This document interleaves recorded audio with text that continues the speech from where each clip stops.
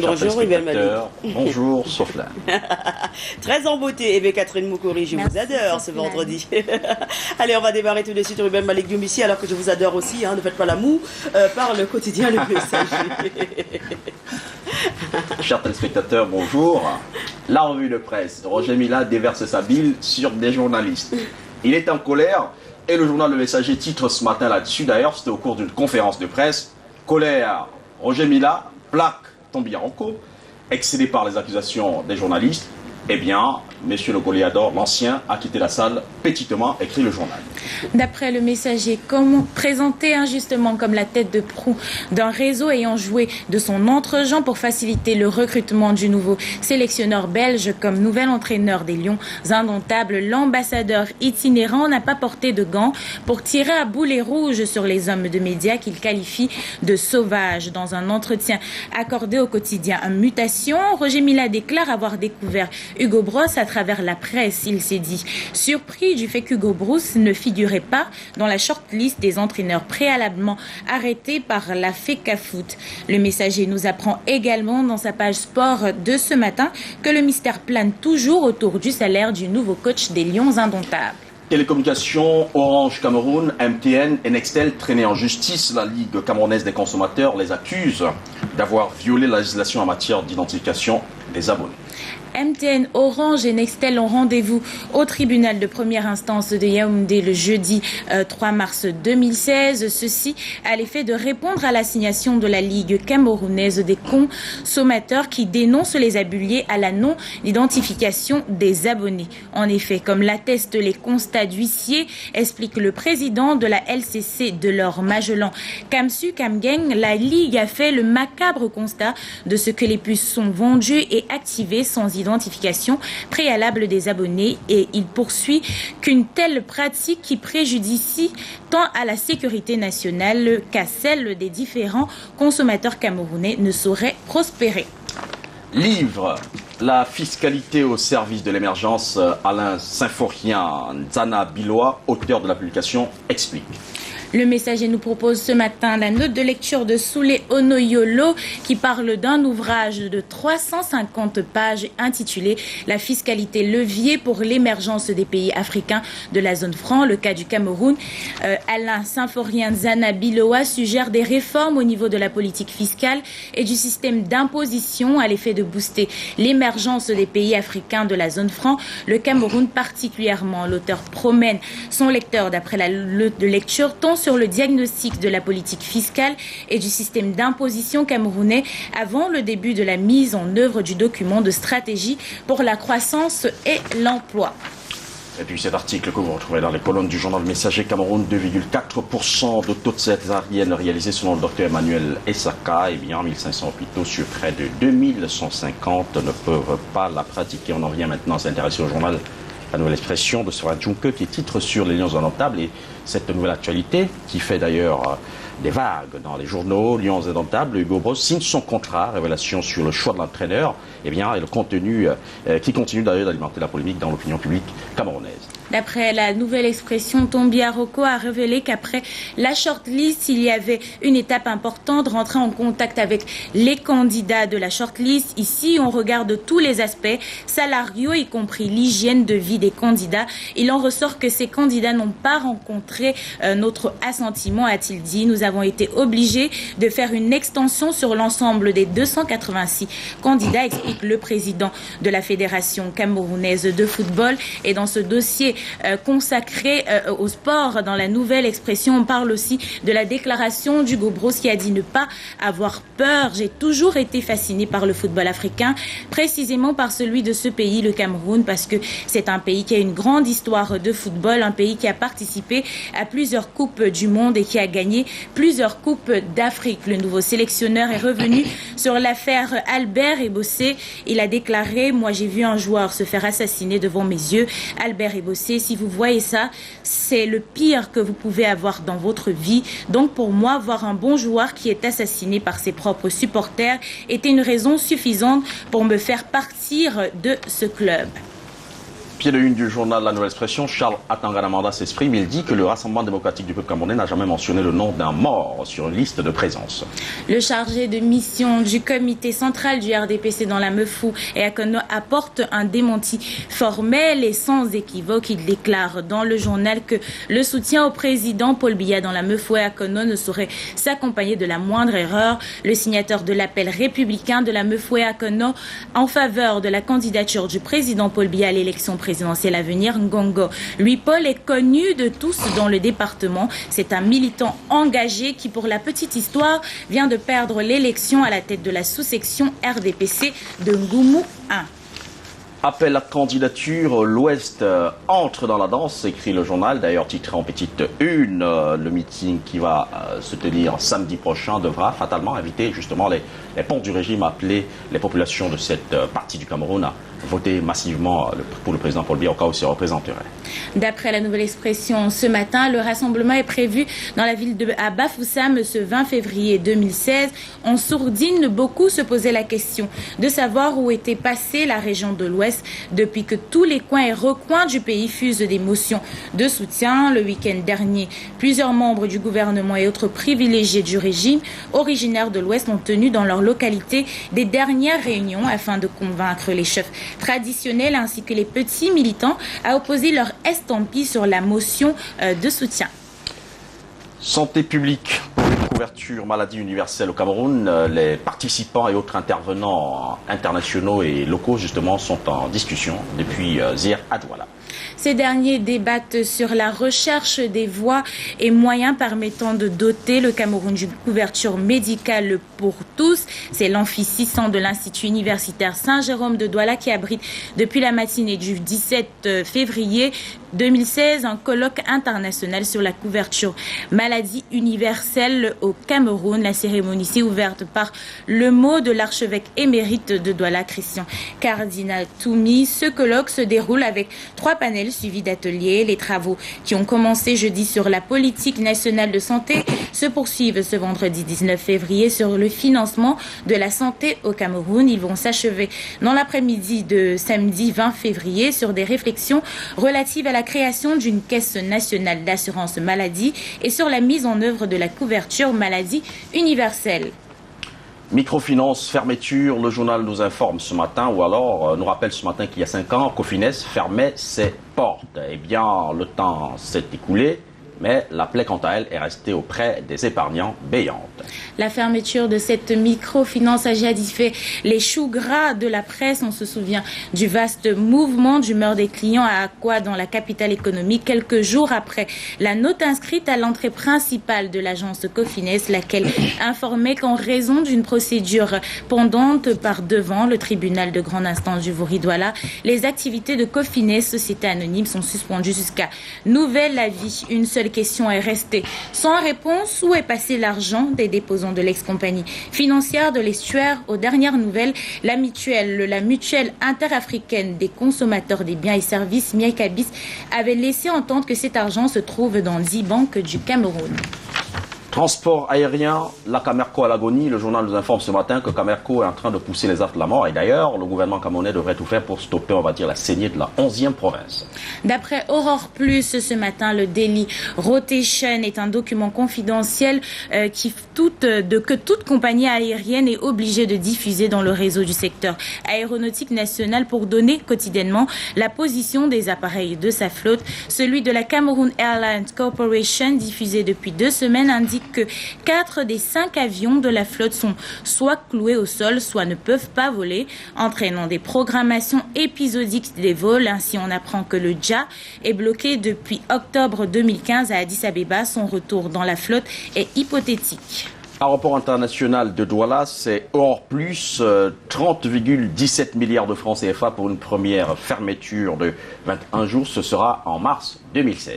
Il a été procédé hier, jeudi 18 février 2016, à Yaoundé, à la signature d'une convention de financement d'un prêt non souverain pour la réhabilitation des chaussées aéronautiques et la modernisation de l'aérogare passager de l'aéroport international de Douala. On parle d'un montant de 30,17 milliards de francs CFA qui sera consacré à la réalisation d'un important programme d'investissement et de rénovation de l'aéroport international de Douala qui se déroulera en 2 grandes phases. En ligne de mire, il est question de permettre en particulier au Cameroun d'accueillir dans de bonnes conditions l'ensemble des délégations à la Coupe d'Afrique des Nations. Le journal Aurore Plus nous dit ce matin que les 9 maîtres d'école qui avaient été licenciés à l'église catholique notamment ravivent les tensions. Avec la première vague de licenciements faisant suite à la répression au mouvement d'humeur des enseignants des écoles des diocésaines de Douala, les 11 et 12 décembre 2016, leurs collègues sont dans tous leurs états pour l'instant. Il est question pour le syndicat des enseignants de l'enseignement privé d'accompagner les 9 licenciés devant l'inspecteur du travail pour solliciter leur réintégration, sinon le paiement de tous leurs droits afin qu'ils soient indemnisés à la hauteur des préjudices subis. Aux dernières nouvelles, les confrontations ont abouti à une non-conciliation. Le SEDUC a poussé son cynisme au point de faire une proposition indécente en offrant du menu fretin sous le prétexte que c'est de la magnanimité, estimant que les licenciés avaient commis une faute lourde. Santé grogne des agents de la campagne de distribution des Milda à Douala. Les jeunes employés dans la campagne de distribution des moustiquaires imprégnés ont fait entendre leur mécontentement le mercredi 17 février à l'hôpital de district de la Cité des Palmiers. Ils ont menacé de mettre à feu ce centre hospitalier. Pour cause, ils réclament le paiement de leur per diem. Nous avons travaillé 11 jours durant sous le soleil et jusqu'à ce jour, ils ne nous ont pas encore donné le moindre sou, clame une revendicatrice prête à se faire embarquer par la multitude d'agents des forces de l'ordre présents en ce lieu. Et le Cameroun Matin, justement, consacre sa une à l'événement politique qui aura lieu le 20 février prochain à l'ouest du pays. Appelle à la candidature de Paul Biya dans la région de l'ouest Cameroun vers une participation monstre. C'est une grosse question, une grosse interrogation qui va à la une du journal Le Cameroun Matin aujourd'hui. Des avancées dans les cotisations sociales, une réforme historique et salutaire selon le journal. D'après le journal ce matin, le président de la République vient de signer un important décret sur les réformes du système de sécurité sociale, une aubaine pour les Camerounais quand on sait que la pension vieillesse, d'invalidité et de décès connaît les difficultés depuis des années et risquait déjà de mettre en péril notre système de sécurité sociale. Alors qu'est-ce qui va changer d'une manière générale? Les innovations qu'apporte ce décret sont énormes, notamment au niveau du plafonnement des cotisations, au niveau des taux de cotisation et pour la première fois, on fixe le taux d'évaluation des accidents de travail, taux des cotisations pour les branches des accidents du travail et des maladies professionnelles. Selon ce décret présidentiel, en son article 1er, le taux des cotisations sociales dues aux travailleurs, y compris les domestiques et employés de maison, s'établit à 7% du salaire cotisable. Pour les travailleurs relevant du régime agricole, 5,65% du salaire cotisable et pour les travailleurs de l'enseignement privé,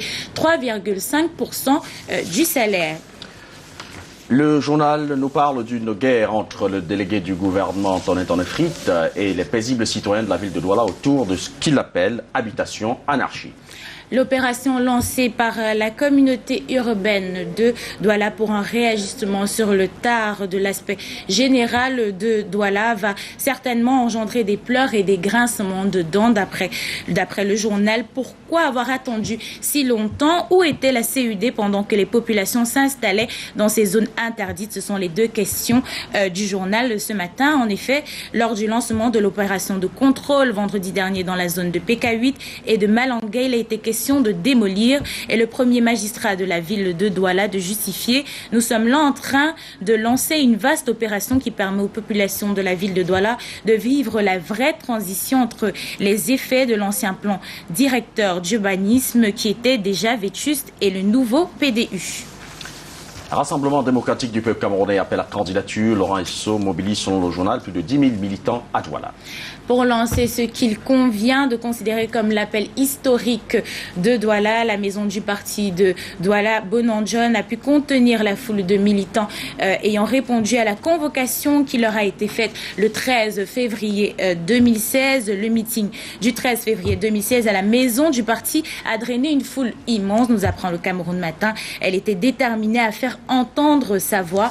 Au terme de ce grand meeting, on a pu lire dans la motion de soutien qui a clôturé la rencontre les propos suivants. Nous prions instamment le président Paul Biya de bien vouloir accepter le moment venu de se porter candidat à la prochaine élection présidentielle dans l'optique de parachever l'œuvre engagée par un Cameroun uni et prospère. Et ce coup de force majeur de nos forces de défense qui ont tapé dans le pré de la secte djihadiste Boko Haram, eh bien, lutte contre le terrorisme. Le journal nous informe ce matin que la bataille de Ngoché a neutralisé plus de 162 terroristes Boko Haram. J'en viens à dire que c'est la fin de cette première partie de la revue de presse à Douala. Merci Catherine Moukouri, Souflane. Merci chers téléspectateurs, nous vous remercions. Merci beaucoup, Ruben Malik Dumbissi et Catherine Moukouri. Passez un magnifique week-end, s'il vous plaît, messieurs et dames. On aura le plaisir de vous retrouver lundi prochain, dès 7h30 pour une autre revue de presse. Nous allons nous rendre à Yaoundé, mais avant, il faut signaler que le docteur Basile Atangana Kouna, qui est le ministre camerounais de l'eau et de l'énergie, porte à la connaissance du public qu'il n'a aucun compte sur Facebook.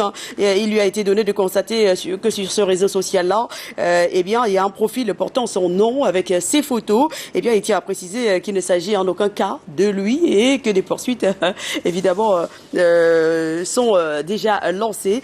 Faites donc très très attention, ne vous laissez pas arnaquer ou escroquer par ces personnes qui créent de plus en plus des comptes sur les réseaux sociaux au nom de tel ou tel autre ministre. À Yaoundé maintenant, nous retrouvons Ghislain Pierre Essonneau et Karel Mezatia pour la suite de cette revue de presse. Bonjour messieurs et dames.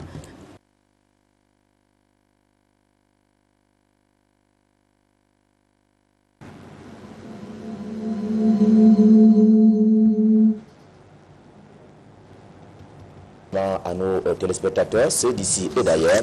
Bienvenue donc à la pour l'atelier de la revue de presse Canada International. Et ce matin, et c'est devenu une coutume, je suis accompagné de Karel Mezatia. Bonjour Ghislain Pierre Essonneau, bonjour Aimé, bonjour Ruben, bonjour Sofiane, bonjour à nos millions de téléspectateurs de Canal International et auditeurs de Suite FM et Kiss FM. Nous ouvrons cette deuxième partie de la revue de la presse en direct Yaoundé avec du sport et on en parle avec le quotidien bilingue national. Hugo Bross, nouveau sélectionneur de l'équipe Fagnon des Lions Indomptables, s'exprime donc dans les colonnes de Cameroun Tribune. Il dit, et je le cite, « Je ne céderai pas à la pression ». Il tient désormais en main la brosse du football camerounais. Hugo Bross, qui a signé son contrat hier à Yaoundé, la capitale camerounaise, il a dit ne pas céder aux pressions, lui qui est habitué des missions difficiles. Difficiles d'ailleurs comme l'équation Lion indomptable à résoudre. Il en est ainsi de la qualification pour le mondial 2018 et également pour la Coupe d'Afrique des Nations de football 2017 qui va se tenir du côté du Gabon. Et face à la presse, il s'est exprimé selon une synthèse de Cameroun Tribune ce matin sur sa première expérience avec une sélection nationale, sur les échéances urgentes avec les Lions indomptables du Cameroun et sur la pression d'être coach des Lions. Mutation aussi s'intéresse à cette première sortie médiatique du nouveau sélectionneur national des Lions indomptables. Le journal de Xavier Messi dévoile les vérités de Hugo Bross. Hugo Bross a donc signé avec le Cameroun pour 2 ans. Il n'a pas peur, dit-il, et il ajoute qu'il compte sur Alexandre Bellinga, qui est d'ailleurs l'un de ses adjoints. Il considère Alexandre Bellinga comme étant l'homme le plus important du staff. On en parle depuis hier des nominations au sein de nos forces de défense. Le quotidien Mutation revient sur cette actualité et nous fait savoir que le chef de l'État Paul Biya envoie le bras droit de Mbongo au Maroc. Le lieutenant-colonel Joël Mboutou a été nommé attaché de défense au sein de la mission militaire auprès de l'ambassade du Cameroun au Maroc, avec cependant une compétence sur la Tunisie, la Libye, mais également la Mauritanie. Malgré tout cela, le quotidien Mutation considère qu'il s'est agi d'éloigner celui qui fut l'homme fort, le bras droit du prédécesseur de Joseph Betty Assomé à la tête du ministère de la Défense. Dans les faits inédits de ces nominations au ministère de la Défense, mutation signale également la nomination du professeur Alain Didier Olinga comme conseiller technique du ministre de la Défense. Autre actualité à lire dans les colonnes du quotidien Mutation, candidature de Paul Biya, ça chauffe dans la laitier. Ça chauffe dans la laitier parce que Denis Atangana avait commis un contre-appel face à ceux qui veulent que Paul Biya se porte donc candidat s'agissant de l'élection présidentielle à venir. Et ce matin, Jean de Dieu Haïssi, son frère de village et vice-président du conseil départemental de la jeunesse pour la laitier, réagit en ces termes qu'il faut une communication fructueuse avec la génération constituée des aînés et sur ce point-là, il demande une solidarité filiale au terme d'une réflexion que mène donc Jean de Dieu Haïssi dans le quotidien Mutation ce matin. Une réflexion, une position pas habituelle de Jean de Dieu Haïssi à lire donc absolument dans Mutation. Concernant ces nominations au ministère de la Défense, le quotidien Le Jour nous dit ce matin que le ministre délégué à la présidence chargé de la Défense, Joseph Betty Assomé, a choisi ses hommes. Le Jour voit en ces nominations le choix opéré de Joseph Betty Assomé qui a lui aussi placé ses hommes entre guillemets. En page 4 du journal ce matin, il indique cependant que le ministre de la Défense chargé, le ministre délégué à la présidence de la République chargé de la Défense est resté sobre en ne chassant pas tout les hommes de Mebengo. Les principaux directeurs sont d'ailleurs restés en poste. C'est le cas du colonel Jackson Kamgen au génie militaire. C'est également le cas du colonel Fouda à la direction du budget ou même c'est encore le cas du colonel Badjek à la communication, signale le journal Bleu ce matin. Il a donc choisi ses hommes sur la base de la confiance et de la compétence. Certains sont partis et d'autres sont restés à l'instar du colonel Fouda Jean-Jacques, l'un des cerveaux du soutien logistique dans la lutte contre la secte terroriste Boko Haram.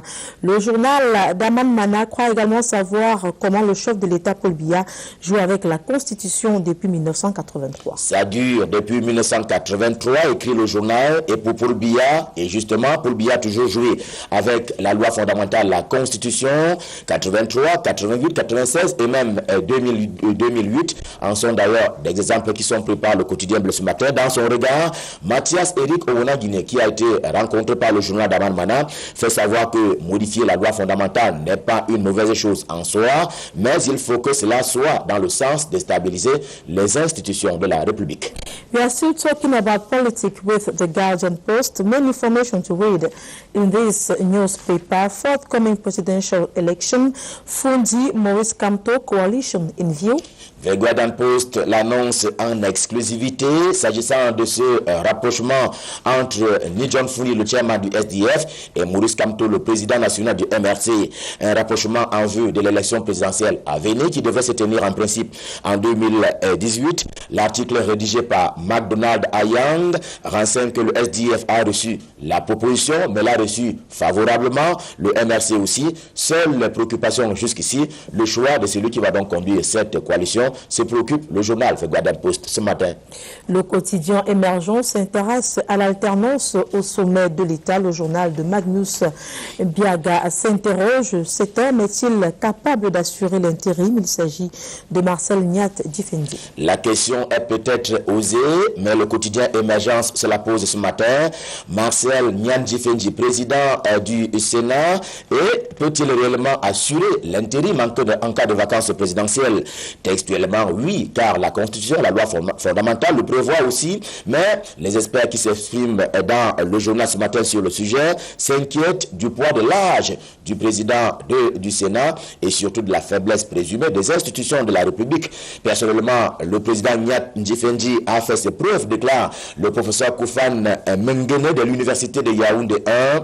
À ce titre-là, ajoute le sociologue Joël Meyolo, il peut effectivement assurer l'intérim. Mais pour sa part, Sambaka regrette l'absence du Conseil constitutionnel, d'où pour Pierre Lewe, vivant aux États-Unis d'Amérique, il n'y a rien à attendre de Marcel Niat Difendi. On reste à la chambre haute du Parlement camerounais avec le quotidien de l'économie, le journal de Thierry Ekouti, titre à la une, dérive, le Sénat emploie des jeunes au noir. Voici 3 ans qu'ils travaillent pour le Sénat, la chambre haute du Parlement camerounais, mais ils sont toujours sans statut. Une centaine de personnels au total qui travaillent au Sénat, donc sans contrat de travail, rapporte le quotidien de l'économie. Cela est une dérive pour une institution censée respecter la loi, mais au premier chef, rencontré par le journal, les 100 employés en question disent vivre des primes et non pas de salaire. Parlons à présent de l'élection présidentielle anticipée avec tribune bilingue. Cet hebdomadaire s'interroge, serait-elle une bonne idée? La réflexion est lancée ce matin donc par tribune bilingue, vous l'avez dit Karel. La tenue de l'élection présidentielle anticipée s'avère-t-elle une bonne idée pour le Cameroun? Question formulée ce matin. Et à l'observation, ni John Fundi n'en veut pas. Il redoute que Paul Biya veuille s'éterniser au pouvoir en cas de modification constitutionnelle en sa seule faveur, comme ce fut le cas en 2008. Faisons un tour dans la région du Sud avec le baromètre communautaire qui s'intéresse au projet routier de cette partie du pays. Selon cet hebdomadaire, il y a un retard sur les promesses du comice de 2011. Premier arrêt ce matin avec baromètre communautaire, le chantier 100 mm à Mengon, long de 71 km, taux d'exécution seulement 2%. Deuxième arrêt, 100 mm Mekok Bikoula, long de 65 km, taux d'exécution 46%. De ces deux cas, il ressort simplement la lenteur dans l'exécution de travaux. Conclusion pour le journal, les promesses du comice de 2011 avancent en reculant. Et la grande actualité à lire dans les colonnes de ce journal, politique économique, les menaces de l'APE du Cameroun sur la sous-région. Parfait, ce qui a déjà lancé les décomptes également dans le quotidien de l'économie au terme de sa chronique. Et baromètre communautaire va dans le même sens et parle des menaces qui planent donc sur la CEMAC à partir du Cameroun dès lors que les APE vont rentrer en application. Août 2016 marquera d'ailleurs l'entrée en vigueur de l'APE d'étape et donc le démantèlement des barrières douanières. Avant date, Paul Biya et son pays sont tenus d'aller vers les autres pays de la CEMAC pour un accord régional. Sinon, Yaoundé sera exclu de l'union douanière, précise dans le journal. 2016, recrutement dans la fonction publique, Ange Michel Anguing balise le terrain. C'est la grande actualité à lire dans les colonnes du journal Campus Info. Anguing Michel est magistrat de formation. Il est ministre de la fonction publique et de la réforme administrative. Selon le journal, il s'attaque aux grands mais aux délicats sujets, se rapportant donc au fichier solde de l'État du Cameroun. Il veut simplement l'assainir, précise donc le journal. Le magazine L'Emploi est arrivé à notre rédaction ce vendredi 19 février 2016. L'Emploi nous fait savoir que l'armée recrute 250 civils. La fiche du candidat est d'ailleurs dans le magazine. L'Emploi, journal d'emploi donc, donne ce matin des conseils pratiques, notamment à l'adresse des chercheurs d'emploi justement, et en même temps, il parle de ce recrutement de civils dans l'armée camerounaise. Le jeune reporter qui est également arrivé à notre rédaction ce matin, titre au niveau de l'oreillette droite, ministère du Commerce, le prix des boissons gazeuses réglementées. Aux délinquants économiques, le ministre Luc Magouambarga Tangana du Commerce oppose désormais un texte en matière de boissons gazeuses afin que nul n'en ignore. À titre d'illustration ce matin, la bouteille d'1,5 litre coûte 900 francs CFA au lieu de 1000 francs, comme semble le pratiquer ce qu'il est convenu d'appeler des délinquants économiques ce matin. Ils rencontreront désormais ce texte du ministre Luc Magouambarga Tangana du Commerce. Le titre qui barre la une, nécrologie, la troisième vraie mort de Bapès. Le Bapès a été tué pour la troisième fois. C'est lui qui nous a quittés le 5 février dernier, mourait ainsi pour la troisième et dernière fois après l'asthénie de 2010 et aussi son entrée puis sa sortie de prison de Kondengi le 31 mars 2014. Le jeune reporter ce matin voulait simplement retracer la vie et les derniers instants de l'ancien ministre des enseignements secondaires, Louis Papes, qui a d'ailleurs quitté la terre. Allez, c'était la dernière de la semaine, revue de presse Made in Yaoundé. C'était donc la dernière édition de la semaine. On prend rendez-vous pour lundi prochain. Nous serons dans les mêmes conditions pour le même exercice et ce sera avec le même plaisir. Et d'ici à là, je vous souhaite de passer d'excellents moments en compagnie naturellement des programmes de Canal International, à vous téléspectateurs d'ici et d'ailleurs. Et avant de renvoyer l'antenne à Douala, je m'en vais souhaiter également une excellente journée à ma voisine du matin, Karel. Bonne journée.